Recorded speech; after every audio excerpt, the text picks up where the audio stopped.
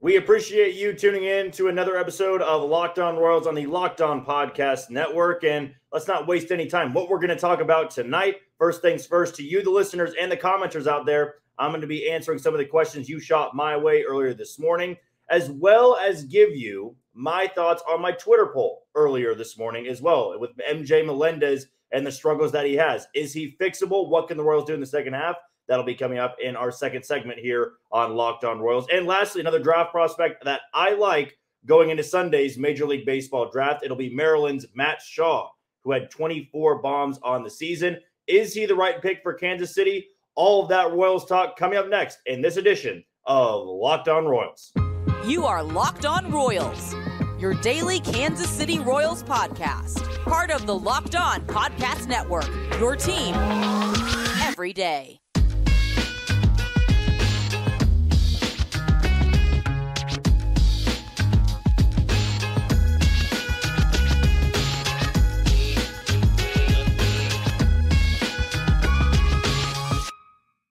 We want to thank you for making Locked On Royals your first listen every day in regards to these Kansas City Royals. You can check it out on all of our podcasting platforms. Yes, that's Spotify, that's Apple Podcasts, that's Amazon Music, and also follow along on YouTube, where we'll always be posting a live camera shot of the shows we're doing right now as well. Just be sure to hit that subscribe button and comment any questions that you may have. And a shout out to today's title sponsor, in Sleeper. Are you into fantasy baseball? Well, I'll give you some of my picks coming up later on tonight for the nightcap games, and if you should pick those players going into play fantasy baseball. So Sleeper is our title sponsor today. More on that coming up later on in the show. But I thought this would be perfect to kick off tonight's show with opening it up really to you, the listener, because I do this a lot on Twitter. And if you follow me on Twitter, you've seen me do this before. And of course, and as always, you can follow me on Twitter at JohnnyJ_15. That's at JOHNYJ_15. I wanted it to be open to the listeners, to my Twitter followers, of what we wanted to discuss tonight. And I also suggested that write-ins are allowed. I was going to give 4 options of what we're going to talk about tonight. Our winner from that Twitter poll will be our second segment tonight, and MJ Melendez. What's his problem? What's the fix? And really, is he fixable? How can the Royals correct his sophomore slump in the second half of the season? But when you look at some of the write-ins that we got, I thought it was a perfect time to really address that too in the first part of our show. Because just because I give you 4 options to choose from, or I may have something in my mind or my head of what I want to talk about, I think you, the listener, also are very entitled to suggesting things you want to hear about. It's a long season, and this has been a very brutal season for the Kansas City Royals. There's not going to be a cut-and-dry platform or a cut-and-dry list that we have every single night of what we want to talk about. I'm always able to adjust. I'm able to go on the fly, which is why I wanted to open it up to the Twitter followers out there to give me any questions they really had, because I think a lot of people out there do still have questions about this team and would rather have their questions answered than me ramble on about things that only I want to hear about, that only I want to talk about. And when your team's only won 25 games and they've lost 62, you need more content to talk about. And as I always say to conclude our shows, that it's you, the listeners out there, it's you, the followers, that make this possible. I don't have a podcast, I don't have a following unless you were eager to hear about this baseball team or eager to hear about my opinions. That's important to me. And I don't take that lightly, which is why I always want to give my followers, my listeners, really sometimes a couple segments. Maybe it's just 1, maybe it's 2. If it's really dragging on, it's a long losing streak, and we've already talked about the losing before, maybe you can shoot me an off-the-wall question. I'm never going to hesitate to respond. I'm always going to find a way to like that message, keep it bookmarked, and try to find a way to fit it in tonight's show, which is why for our first segment, I do want to give a shout out to 2 of the commenters on the Twitter poll earlier this morning, and that was Chance and Jackson. And I responded to this on Twitter and said, they're going to be a part of the first segment. I am going to answer the questions that they shot my way. So let's kick it off here with Jackson's question. I believe he was the first one to reach out and want to know my opinion, my thoughts on Nick Pratto. Now, Jackson tweeted this at me, And he said, what's more likely to happen? Nick Prado's strikeout percentage going down or Nick Prado's home run numbers going up? Nick Prado has been pretty good in this series against Minnesota. He had the game-tying home run in the 8th inning in game 1 of this series. He also drove in another run in that game. He had a sacrifice fly yesterday in the 4th of July matchup. So he's had 3 runs driven in the last 2 games. It has been a pretty tough stretch for him. When he first came back up to Kansas City, I'm not really going to count that first call-up because he wasn't here that long. But the second time he was called up to Kansas City, he really took off. Then he's thrust into this starting spot in the lineup where he's playing first base every day instead of Vinny Pasquantino. He's leading off. And you're asking yourself, is this a spot that he can thrive in? He's got power. He's got pop. And I imagine when the Royals drafted him back in 2017 with their first-round pick, they envisioned a great defensive first baseman and kind of the second coming of Eric Hosmer, if you will. You're going to put him third in the lineup. You're going to put him cleanup. But I think we've seen that Nick Prado's best spot is 1 or 2 in the lineup. Maybe you want to drop him down a little bit because Michael Garcia has been thriving at the top spot. Bobby Witt Jr. has been pretty good in the 2-hole. And with Vinny Pasquantino out, you put Salvador Perez at the 3 or 4 spot. But Nick Prado, to me, is such an interesting hitter, such an intriguing hitter. And to answer Jackson's question, pretty simply, I think it's more likely the strikeout numbers go down here because I do believe that Nick Prado's power numbers are there. I think he's got some pretty good pop in that bat, but I'm not sure I ever see a 25 to 30 home run guy. To me, he feels like, number one, a great defensive first baseman. And he's a guy that's going to try to watch a lot of pitches. When he's struggling, that's a lot of strikeouts because he's watching a lot of called third strikes. And that is an aspect of Nick Prado's game you kind of live with, right? You can't get the best of both worlds. When you have a guy that's trying to figure himself out at the big league level, you can't just say, well, be good at everything. Make sure you walk a lot and don't strike out a lot. That's a no-brainer. Every prospect wants to do that at the big league level. But I'm just not sure I see a power surge from Nick Prado. If anything, as he matures, I think that those strikeout numbers are going to go down a little bit. I think right now, in his mind, he's trying to transform the way the Royals do things, and it's not a bad thing whatsoever. The Royals have been taught, in their entire system for that matter, that you got to put the ball in play. Don't strike out, put the ball in play. It doesn't matter if it's soft contact, if it's a bunt, just put the ball in play. But Nick Prado was kind of one of the first, if not one of the few, that adjusted their approach back in 2019, I believe it was, where he was struggling, striking out a lot. The power was there, but the average wasn't there. The on-base wasn't there. And once that changed for him and he became an on-base guy, it makes things easier for you at the plate. We discussed this with Bobby Witt Jr., that the more pitches he sees, the more hittable pitches you're going to get, the ones that you really like. If you're swinging first pitch, second pitch, third pitch, well, then that's going to be a big problem because when you're slumping and you're not seeing any pitches, well, that on-base percentage is going to plummet. Nick Prado, even in that slump, I still think had those games where he could walk twice. He could have productive ABs. But if you're asking me what's going to happen in the second half, I'd imagine the strikeout numbers go down a little bit. Because I'm sure the hitting coaches, and that's Alex Zumwalt, that's Keone Duran, are going to tell him, you still got to be aggressive at the plate. You can't go up there looking for walks all the time. You adjust to that. If there's not hittable pitches, you're not swinging. I love how Nick Prado is usually taking 3-0. Can't say the same for everybody in the lineup. To me, though, I'm not sure I see a big-time power surge. If he beefs up even more of a launch angle comes from it, that velocity stays pretty true, then I think there will be a power surge. But right now, I think the most likely thing for Nick Prado is that he's going to have those strikeout numbers dip down a little bit because he's striking out way too much right now. He's still walking a decent bit, but if you're going to be a big strikeout, big walk guy, you got to have some of that power. So I'd imagine the strikeout numbers go down, walk rate stays about the same, and then hopefully that average on-base percentage continues to grow a little bit. The next question I want to answer before we hit our first break here is from Chance and what the Royals' 5-man rotation is going to look like on September 1st. This is a great question from Chance because there are guys I want to see in this rotation. I've already voiced my opinion on Austin Cox. I think Austin Cox is a bullpen guy. I think he's a guy you can start transitioning to the back half, give you an inning or two, maybe work in long relief. I just don't think I see a rotational guy there. The guy throwing tonight for Kansas City and Alec Marsh, not sure that I see a long-term fit there either. I think that's another bullpen guy. I think Brady Singer and Daniel Lynch will be there. Assuming he stays healthy, I think Angel Serpa is going to be there on September 1st. You know, Jordan Lyles or Zach Greinke is going to be there. I'm not so sure that both are. Zach Greinke just went on the injured list today.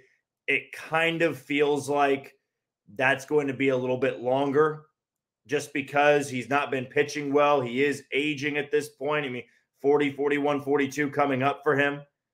I don't think I can see Zach Greinke pitching that much longer this season for Kansas City. As for Jordan Lyles, I mean, he's under contract. That's the thing here. Unless they move him, the Royals aren't going to be paying him this money to throw out of the bullpen. They'd much rather put some of their younger rookies in the back end of that bullpen to piece it together. So I think Jordan Lyles is there with the other three, and Brady Singer, Daniel Lynch, and Angel Serpa. And then I'd imagine that Alec Marsh is going to be there. I know I said that he's more of a back-end bullpen guy, but I'd rather see Austin Cox be leveraged into a bullpen spot than I would Alec Marsh. Like, I really think Austin Cox can succeed. I'd like to maybe see a little bit more out of Alec Marsh just because he's a little bit younger. And I think that if you could get something out of him, maybe you do have a guy in the rotation. He's got big strikeout stuff. I thought he looked okay-ish against the Dodgers. I'd like to see him maybe in that fifth spot. So overall, my five-man rotation going into September 1st, I'd imagine Brady Singer and Daniel Lynch are 1-2 pretty locked in there, assuming they stay healthy. I think Angel Serpa gets that third or fourth spot. Jordan Lyles will be there as well, assuming they don't trade him. And then I bet Alec Marsh is that fifth man. They probably can adjust that too. Ryan Yarbrough could make a couple of starts. You could go Austin Cox there. You could go Alec Marsh. You could go back to an opener role. A lot of different options you can go with. But, Chance, that's what I would say is the five-man rotation on September 1st. I think it's going to be a drastic change. I don't think they're going to have anybody really jump to the big league level like a Noah Cameron's not going to just jump from high A to double A to triple A. I don't think anybody like a Chandler Champlain's going to. You need to keep those guys in the minor leagues. You know, start to load them up in double A Northwest Arkansas. Try your luck in spring training next year. I don't think there's going to be a lot of changes to that rotation. Angel Serpa is probably the big name for me moving forward in September that joins the big league rotation. In fact, I think that he might join the big league rotation right after the All-Star break. I think he's going to be healthy enough. I'd hope they'd give him that spot rather than Ryan Yarbrough, but we know how the Royals work. Sometimes it's not the guys you want. It's the guys they just feel more comfortable with. When we come back here on Locked On Royals, don't go anywhere because this was what everybody wanted to hear about. What's going on with MJ Melendez in the sophomore slump?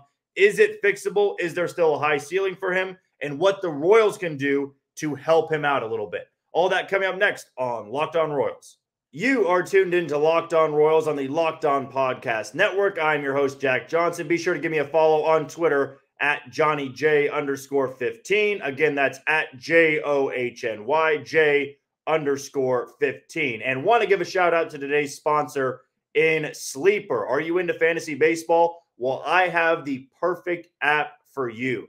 Do you want to really increase your money on daily fantasy baseball? Sleeper is now offering up to 100 times the payout for up to an 8-pick contest. Choose as many as 8 players that you like and pick more or less on your favorite baseball stats like home runs, strikeouts, hits, and more. Get your picks right and you could win big. Now, I'm going to give you a couple guys that I like tonight if you want to take my opinion. If you don't, I totally understand it. You may not know me as well just yet, and I'm not going to say I'm a guru at making some of these fantasy baseball bets, but I do like Alex Cobb tonight for the San Francisco Giants going up against the Seattle Mariners. I would bet on him to go more than 5 innings and collect over 4.5 strikeouts there. And then with the Arizona Diamondbacks, I'm going to go with their phenom and Corbin Carroll. I expect him to collect each a hit and a stolen base. So at least 1 hit for Carroll and 1 stolen base, who you could argue is the fastest guy in baseball. So you can do all of that on today's official sponsor of Locked On Royals. That would be Sleeper. So be sure to go check it out and make your picks today. I put out the Twitter poll early this morning for a reason, because I was trying to go over a couple ideas in my head, go over a couple segment ideas in my head, and I kept landing on MJ Melendez. I tweeted this out in Game 1 against Minnesota that MJ Melendez needs a hard reset. I think he needs the All-Star break more than anybody else. No, he is that guy for me that needs to be corrected. I think the approach is bad. He's flailing at a lot of stuff. He's only homered twice since early May. That simply can't be happening for a guy that's striking out as much as he is. Now, the triple slash is ugly over his last 30, and the overall numbers for MJ Melendez have been disastrous. I mean, you look at the 209 batting average. I know batting average isn't everything here. You look at the WAR, negative 1.1. The OBP is under 300. The slug's under 340. It's bad right now. I mean, it is really, really ugly for MJ Melendez. And I think the hard question the Royals are going to have to ask themselves is if he's really a future fit. You know, how many guys can make that transition from a really struggling baseball player, both at the plate and in the field, and turn into a guy that you expect to be a part of your core? I think last year, we all loved watching MJ Melendez at the plate. The average wasn't there. The on-base numbers weren't really there, but the power was there. And I would be okay right now with a sophomore slump from MJ Melendez if one of two things were going on. One, if he had really transitioned into a great, and I mean a fantastic, defensive outfielder. If he's a fantastic defensive outfielder and struggling at the plate, I can live with it. Something is going right for a guy like him. On the other hand, if he's not performing well in the field, he's not performing well really offensively, at least I want to see the walk numbers pretty high or the power numbers there, right? If he's crushing 15, 16 bombs at this point in the season, pacing for over 25, that's fine with me. I can work with that. I can, try to put more players around him through free agency or through trade down the road. Maybe he can be a middle of the bat type of lineup. The unfortunate reality is nothing is going right. He's a well below average right fielder. And I know that's a very tough adjustment going from catcher to a corner outfield spot. Like he, for the most part, hasn't been eye test wise a complete disaster. There's been moments, don't get me wrong, but that's a tough adjustment. You're a catcher, you're athletic enough, but now you're moving into an incredibly tough outfield spot to play. Right field is not like it was in Little League. Now you're trying to read how to handle a slice. You're trying to read where the wall is, how to track balls down, how to make the right throw to the right base, all of that. No, and MJ Melendez was learning that arguably for the first time. I wasn't there and watching him grow through that spot. I wasn't there the first day they brought it up to him and said, you're going to be playing an outfield spot. But the reality is he's not a major league outfielder. He's a major league outfielder for this team because they're trying to get something out of him. But the defensive numbers are bad. The on-base numbers are bad. The average is bad. The power is bad all around. So now you ask yourself, back to the Royals here, you ask yourself, is there a future fit? If there is, I think you have to make the tough decision here and send him down to Omaha. I think you let MJ Melendez go back, adjust some things, not try to figure it out at the big league level, just flailing away every single night. You adjust some things, you get a better approach. That can work wonders. It really can. It takes some pressure off you. You're not in the limelight every single night. You go back down to AAA, find your power, reconnect with that approach, and then you go from there. I can't really say there's going to be a lot that changes defensively, but that's where we are in 2023. I'd much rather see the offensive numbers improve. But I don't know how they're going to improve right now. And now I'm kind of convinced with those that follow me on Twitter and were commenting on this post of maybe he does need to go down to Omaha. The reset for him is not just a week off. A reset for him is going down for about a month, figuring out that approach, and then coming back up to Kansas City. I can't really say that the Royals have the depth to replace him in the lineup, but there's not much to replace there right now. There's not enough offensive production where I'm truly fearful of missing MJ Melendez's bat in the lineup. I think he's a great kid. He's a great clubhouse guy. I think he can be a team leader. I believe there's a future for MJ Melendez, but a lot needs to change. And I don't think he's got a year or two to prove that. He's a young player, but the Royals are going to need to have some urgency here. If he can't be an everyday big leaguer in the outfield or at the plate, well, then you have some tough decisions to make. You need to start figuring out who is your right fielder.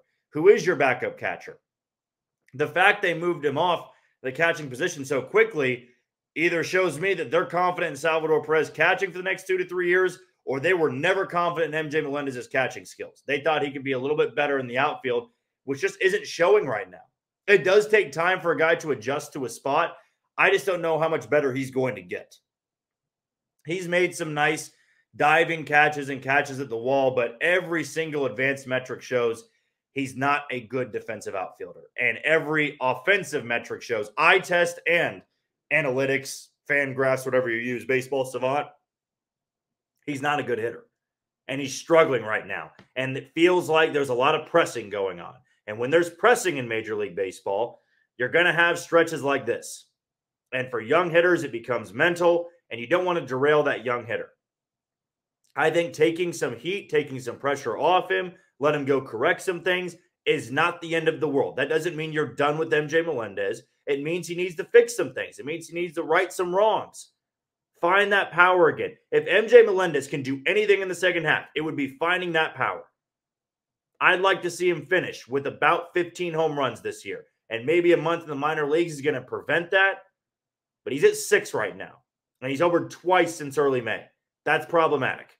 For a corner outfield bat, you need the big-time power. And he has it. He's shown it in the minor leagues. He showed it last year. He showed the walk rate. And I don't think that approach is where it was last year. He's trying to adjust to pitchers adjusting on him. And that's tough to do. It's really tough to do. But this struggle is going to continue if it's just going to be, well, I got to keep trying. You know, George Brett has the famous saying of try less. Maybe that is what MJ Melendez needs to do, because it really looks like he's pressing right now. By every measure, every aspect, he is pressing at the plate. The strikeout numbers are high, and it more so looks defensive than anything. Not in the field. I'm meaning at the plate. A defensive swing, like he's just trying to put the ball in play, but he's not making much contact. You got to be up there to hit. And I know it sounds stupid and cliche, but you got to be up there looking to put a dent in the ball. That sounds like a Little League coach saying it, but I think just dumbing it down a little bit can be great for a guy like MJ Melendez. But we'll see. If it's just an all-star break reset, get a week off, and then come back in the second half ready to go, or if it will be a reset in Omaha. Either way, I think they're both going to be very good for MJ Melendez. We'll take our final break, and I have another prospect for all of you listening out there. I said my 1A candidate yesterday. That was Kyle Teal. Now I got my 1B candidate, and that's Matt Shaw of Maryland. He's coming up next on Locked On Royals. You are tuned to Locked On Royals on the Locked On Podcast Network. I am your host, Jack Johnson. Be sure to follow me on Twitter at JohnnyJ_15. And before we give our deep dive into Matt Shaw, a prospect that I like going into the Major League Baseball draft, let's look ahead to tomorrow's show as we will recap that Minnesota series, what we can take from it, and why the Royals just simply can't beat Minnesota. What is the issue there, and how can they fix it? I'm going to give you another draft prospect that I like, and then we're going to look into some extension candidates. In my Twitter poll, that finished second place, so I want to give those that voted there a chance to hear my opinion as well on which guys the Royals can really extend, or if it makes sense at all right now to extend any players on this roster. But before we go, I want to give a little bit of a dive into Matt Shaw's numbers, the second baseman out of Maryland, and why he's a 1B pick for me when the Royals will be selecting. If Kyle Teal is not there, I think Matt Shaw is going to be there. In fact, if I was to make a gut pick here, go with my gut, go with my heart, I would think that Matt Shaw is going to be available regardless if Kyle Teal's there or not. I think Matt Shaw is going to be there. And Matt Shaw at Maryland this year had a triple slash of 341, 445 with a 697 slug and an OPS of 1.142. That's higher than Kyle Teal's. Now, here's another thing that stands out to me. Despite his size, 24 bombs, 69 RBIs, and nearly 20 stolen bases. I would say the knock as a prospect to him is that he's a second baseman. And that can scare some teams off. Well, he's a second baseman in college. Can he transition to play any other spot? No, I'm going to go with the shortstop, or I'm going to go with the center fielder. I said this about Kyle Teal yesterday. I'm going to say it again about Matt Shaw. You draft the best college hitter at that spot. That is what I'm hoping to see. And if you can see a trend here, 1C tomorrow is going to be a college player. And 1D or B1 is going to be a college hitter as well. I don't want the Royals taking a college pitcher. I don't want the Royals taking a prep arm. I'd be okay with a prep position player, a prep catcher like Blake Mitchell, but these are the guys I want first. And a couple of these guys, with the exception of Kyle Teel, I'm not sure if he's going to be there. These guys are going to be there. You could make that selection. Matt Shaw could be your selection. I don't care that he's a second baseman. He's athletic enough that he can move. The power is there. He had a 500-plus foot home run this year. That's the type of pop you have. I get it, aluminum bats. I get it, college baseball, the competition. This is a pick that I would be absolutely fine with. That's a fast riser in your system. That's a guy that can transition from high A to double A to triple A without a ton and mega amount of struggles. No, it's not even really a term, but we're going to use it anyway. A lot of struggles for Matt Shaw. I don't see it in his future. I know it can always happen. I didn't expect Gavin Cross to struggle the way that he has in high A with Quad Cities, but Matt Shaw, to me, is a top 3 or top 4 college hitter in this draft. You take him, you're getting a guy that you're not going to have to worry too much about his approach. And that's another thing. If you can't fall in love with the, oh, he's got 24 home runs, right? You can't fall in love with, well, he's got 20 doubles. He's got 20 stolen bases. The big number that sticks out to me, 43 walks, 42 strikeouts. That's in 317 plate appearances. He walks a lot. He doesn't strike out a lot. That's an approach I like. That you don't need to teach then. I know it's an adjustment to professional baseball, but if you've got that power, you've got that speed, that athleticism, sometimes the big strikeout numbers can scare teams away. Because if you're striking out at the college level a lot, it's only going to increase. Right now, Matt Shaw's not striking out a lot, and he's walking a lot, and he's got a lot of power, and he's got a lot of speed. And just because he's a second baseman, I don't care. I want the best pure hitter available. That's why I like Matt Shaw so much. That's why he's 1B on my list here. Matt Shaw really is a guy that I think the Royals should consider. And if Kyle Teel's not there, if Kyle Teel goes 5, 6, or 7, this is my guy. This is the guy I would love to see the Royals go after. Matt Shaw, the second baseman out of Maryland. Now, it's the speed, it's the athleticism, it's the power, it's the walk numbers. All of that the Royals need in their system.